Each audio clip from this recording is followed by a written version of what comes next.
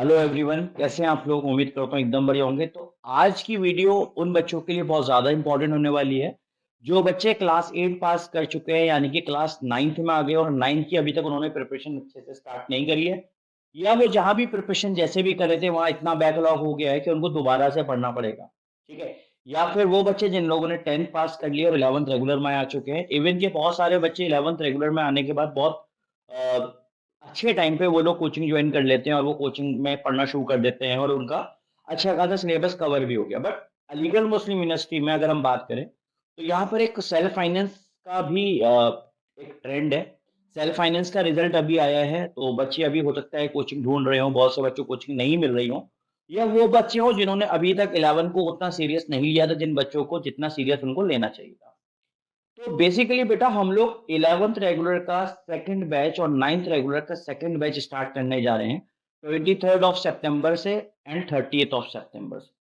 23 सितंबर and 30 सितंबर ये दो dates हैं जिसमें बैच हमारा अनाउंस हो रहा है, 9th रेगुलर की और 11th रेगुलर की। मैं इसमें बात कर लेता हूँ कि क्या क्या चीजें आपके साथ रहने वाली हैं, क्या क्या चीजों को हमें करना है सो दैट हमारी प्रिपरेशन अच्छे से हो सके, हम 9th को अच्छे से पास कर सके। इवन के जो 9th क्लास है उसके लिए जो हम लोग आगे बढ़ेंगे तो 11th इंट्रेंस देंगे, तो 11th इंट्रेंस में आपका 9th क्लास का भी बहुत इंपॉर्टेंट रोल है। बहुत से ओलंपियाड्स होते हैं जिसके बारे में आपको क्लास में बताया जाएगा।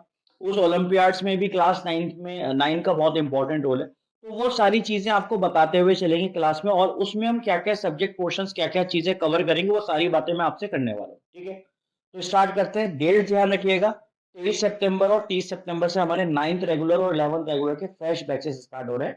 11th रेगुलर में भी स्पेसिफिकली मैं बात करूं तो पीसीएम और पीसीबी स्टूडेंट्स के लिए, ठीक है, मतलब साइंस स्ट्रीम जिनको मिल रही है उन बच्चों के लिए मैं बात कर रहा हूँ। ठीक है, तो अब बात करते हैं पहले 9 क्लास के बैच की। 9 क्लास के बैच में हम कौन कौन से सब्जेक्ट्स को कवर करने वाले हैं, या आप ऐसा मान लो हम जो सब्जेक्ट्स कवर करने वाले हैं बेसिकली वो सब्जेक्ट्स ही आपकी परसेंटेज डिसाइड करेंगे, अच्छी बन रही है या बुरी बन रही है आपके लिए, वो सब्जेक्ट्स ही मेनली इंपॉर्टेंट है। ठीक है, तो हम लोग जो आपके 9 क्लास के बैच में सब्जेक्ट कवर करेंगे बेटा वो है आपकी फिजिक्स, केमिस्ट्री, बायोलॉजी, यानी कि complete science, mathematics and SST. ये सब्जेक्ट्स हम लोग कवर करेंगे बेटा आप लोग का। ठीक है, इन सब्जेक्ट्स को आपको पढ़ाया जाएगा, इन सब्जेक्ट्स को आप पढ़ेंगे अच्छे से, और उसके इवन के डाउट्स अगर आते हैं तो आप डाउट्स रिजॉल्व करेंगे with the help of to way doubt session. ठीक है, तो उस डाउट्स को रिजॉल्व करिए आप ताकि आपके डाउट्स रिजॉल्व हो सके, डाउट्स खत्म हो सके। उसके बाद आपके रेगुलर बेसिस पे टेस्ट होंगे। इसमें हम लोगों ने टेस्ट का पैटर्न थोड़ा सा चेंज किया हुआ है। वजह क्या है कि हर हफ्ते टेस्ट में बच्चे का जो एक स्ट्रेस लेवल है वो बहुत ज्यादा बढ़ जाता है। और कहीं ना कहीं आजकल इतनी न्यूज़ेस आप लोगों के सामने हमारे सामने आ रही हैं कि बच्चे गलत कदम उठा लेते हैं, गलत फैसले लेते हैं अपनी लाइफ को लेके, कुछ जरा से फेल्योर्स को देखते हुए वो बेचारे उसको मैनेज नहीं कर पाते हो, गलत डिसीजन ले लेते हो। तो उसी को देखते हुए हम लोगों ने एजुकेशन का जो पार्ट है, जो जो पढ़ाई का पार्ट है, उस पार्ट में कुछ चीजें ऐसी चेंज करी हैं जो कि हमारी टीम के हिसाब से, मेंटर टीचर के हिसाब से, टीचर्स के हिसाब से, इवन के जो मोटिवेशनल सेशन लेते हैं टीचर्स उनके हिसाब से वो ज्यादा फ्रूटफुल, ज्यादा बेनिफिट देगा बच्चों को। वो है क्या चीज?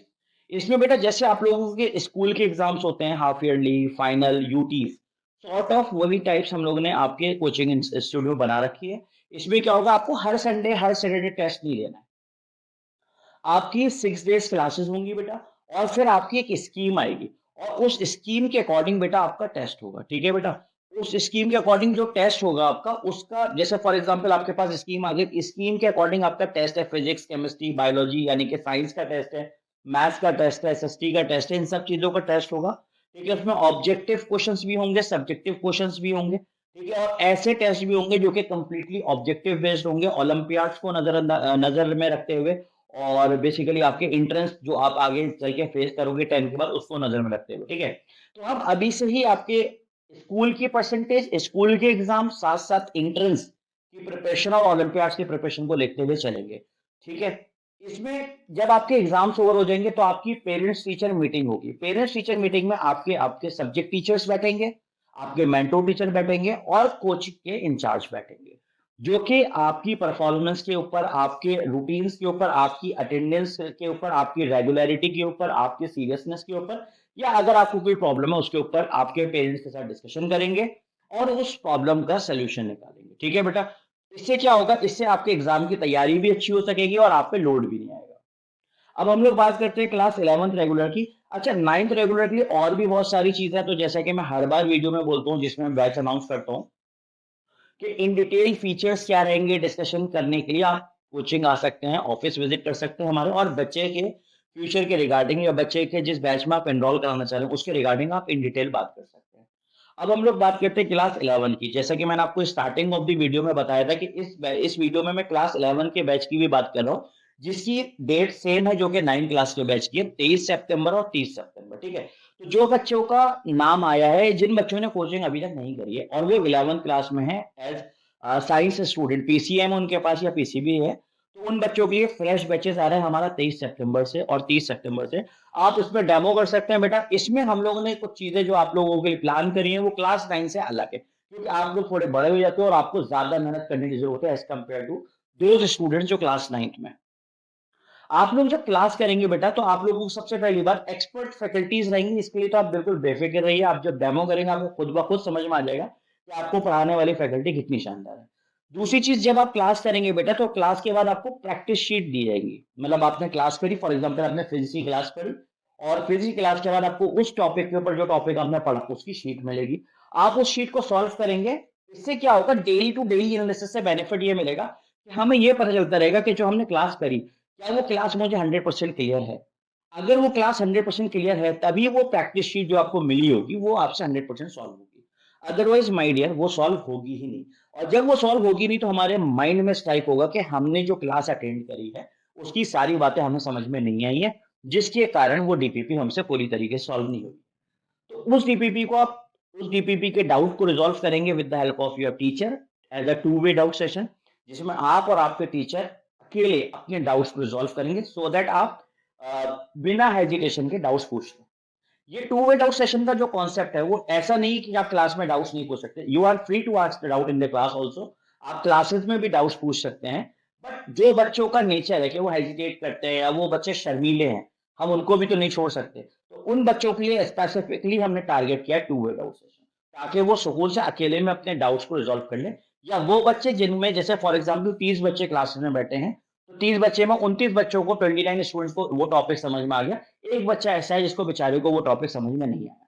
अब वो बच्चा शायद हिम्मत नहीं करेगा उस क्लास में उस टॉपिक को दोबारा पूछने के लिए। वो देखेगा मेरे सारे जो मेरे साथी हैं उनको समझ में आ गया, बट मैं ही अकेला एक ऐसा हूं जिसको समझ में नहीं आया। तो वो बच्चा हिम्मत नहीं करेगा, तो वो बच्चा भी अपने उस टॉपिक को टू वे डाउट सेशन में रिजॉल्व करेगा। ठीक है? इसके बाद जो आपका टेस्ट शुरू होगा, इसमें आप लोगों का जो है बेसिकली हम लोग टारगेट करेंगे, एकदम एकेडमिक भी टारगेट करेंगे।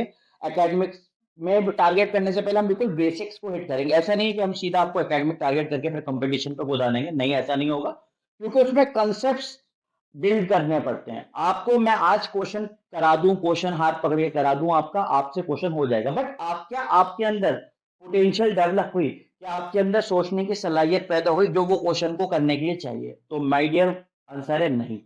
तो उसके लिए हम लोग सबसे पहले बिल्कुल बेसिक्स को पढ़ेंगे, बेसिक्स से फिर हम एकेडमिक लेवल पे जाएंगे, और फिर एकेडमिक लेवल से हम कॉम्पिटिटिव लेवल को जाएंगे, जिसमें आप अपने नीट के लेवल के सवाल को लगाओगे या जेईई मेंस के लेवल के सवाल को लगाओगे या बीटेक लेवल के सवाल को लगाओगे। ठीक है? तो इस तरीके से हमारी स्ट्रेटेजी रहेगी। आपका भी बेटा, आप अगर पीसीएम को, तो आपके जेईई मेंस लेवल का टेस्ट हुआ करेगा, और आपका, अगर आप नीट स्टूडेंट हो यानी कि यू हैव पीसीबी, तो आपके नीट लेवल का टेस्ट हुआ करेगा 720 नंबर का, और उसका कंप्लीट एनालिसिस हम आपको करके देंगे, और इवन कि आपको नंबर दिया जाएगा। इफ यू फील कि कोई क्वेश्चन में डाउट है या कोई क्वेश्चन आपको लग रहा है कि गलत है, तो उसमें पेपर में आपके नंबर होते हैं, जिसके थ्रू आप उस क्वेश्चन को क्लेम कर सकते हो, और अगर क्लेम सही हुआ तो वो क्वेश्चन ओमिट हो जाएगा। तो इसमें क्या होगा कि इसमें बेटा हम लोग बात कर रहे हैं कि रिजल्ट कैसे आएगा। रिजल्ट आएगा as a analysis, complete analysis. इसमें फिजिक्स केमिस्ट्री बायो या फिजिक्स केमिस्ट्री मैथ्स जो है आपके पास, उसमें आपने कितने क्वेश्चन अटेम्प्ट करे, कितने करेक्ट हुए, कितने रॉन्ग हुए, कितने मार्क्स है। इस तरीके से जब डिटेल एनालिसिस हमें मिलेगा, तो हम समझ पाएंगे कि हमारा कौन सा पोर्शन वीक है, किस पोर्शन में मुझे दोबारा से पढ़ने की जरूरत है, और किस पोर्शन को कवर करने के लिए मुझे अपने टीचर की हेल्प लेनी पड़ेगी। तो इस तरीके से हम लोग आपको लेते हुए चलेंगे। आपके मोटिवेशनल सेशंस रहेंगे, सो दैट आप मोटिवेट रहो, और इसके साथ साथ आपके मेंटोर टीचर का सपोर्ट मिलेगा। मेंटोर टीचर आपकी सारी प्रॉब्लम को रिजॉल्व कर देंगे, जो कि आपकी प्रिपरेशन वाली जर्नी में आने वाली है या आपको आएगी। ठीक है? मैं ये नहीं कह रहा बेटा आपको कोई प्रॉब्लम नहीं है, कि हमारी कोशिश तो यही है कि हम आपको कोई प्रॉब्लम आने ना दें, but if in case problem आती है तो भी हमारे पास सॉल्यूशन है मेंटर टीचर के रूप में। ठीक है बच्चों? तो ये कुछ बातें मुझे करनी थी आपको 9th रेगुलर वाले बच्चों के लिए, क्लास 9th में आ चुके हैं और क्लास 11th वाले बच्चों के लिए।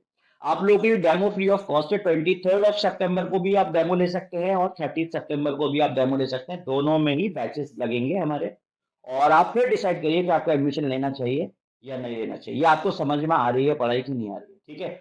एक और बात मैं आपसे करना चाह रहा था, जैसा कि मैंने वीडियो के बीच में भी बोला, कि काफ़ी स्टोरीज़, काफ़ी न्यूज़ आती हैं जिसमें स्टूडेंट्स टूट जाते हैं और गलत डिसीज़न ले लेते हैं लाइफ़ में कुछ।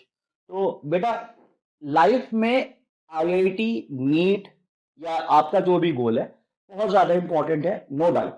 बट अगर वो आप अचीव नहीं कर पाते हैं, तो इसका मतलब ये कभी मत समझिएगा कि आपकी लाइफ़ का दी एंड हो गया या अब आप लाइफ़ में कुछ नहीं कर पाएँगे। गॉड ने सबके लिए सबका अच्छा-अच्छा प्लान कर रखा है। हमेशा एंडिंग अच्छी ही होगी, तो उससे आप बिल्कुल निश्चिंत रहें। आप अपनी 100% कोशिश करिए। अगर सिलेक्शन होता है वेरी गुड, अगर सिलेक्शन नहीं होता है समझ लीजिएगा कि आपको ऊपर वाले ने आपको किसी और चीज़ के लिए तैयार करने को कहा है, और वो चीज़ ढूँढिए कि आप किस चीज़ के लिए तैयारी कर सकते हैं। हिम्मत नहीं हारनी है, हौसला नहीं खोना है।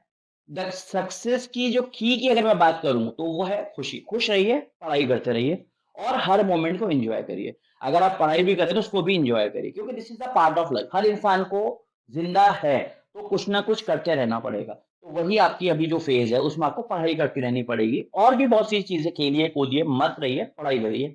एक सिस्टमैटिक लाइफ़ जिए, ठीक है? ये मत सोचिए कि अगर आपका सिलेक्शन नहीं हुआ तो आपकी ज़िंदगी खत्म है। ऐसा कुछ भी नहीं होता, बिलीव मी। आप 5 साल, 7 साल बाद, 10 साल बाद ये देखोगे कि मैं अगर आईआईटी नहीं क्रैक कर पाया, इफ इन केस, तो मेरी लाइफ में बहुत सी चीज़ें बहुत अच्छी अभी भी हैं। ठीक है? तो हमेशा पॉजिटिव एटीट्यूड रखिए, that is very much important. ये एक छोटा-सा मैसेज मुझे आपको देना था। आई होप कि आप मेरी बात को समझ पाए होंगे, और अगर आपको इस बैचेज़ के बारे में कोई डिटेल चाहिए तो आप दिए गए नंबर पर कॉन्टैक्ट भी कर सकते हैं, या फिर आप ऑफ़िस आके विज़िट भी कर सकते हैं। ठीक है बच्चों? तो आई होप कि आपको मेरा वीडियो क्लियर हो गया होगा। इवन अगर डाउट्स हो तो प्लीज़ आइएगा, रिज़ॉल्व करिएगा डाउट्स को अपने। ठीक है? अल्लाह हाफ़िज़।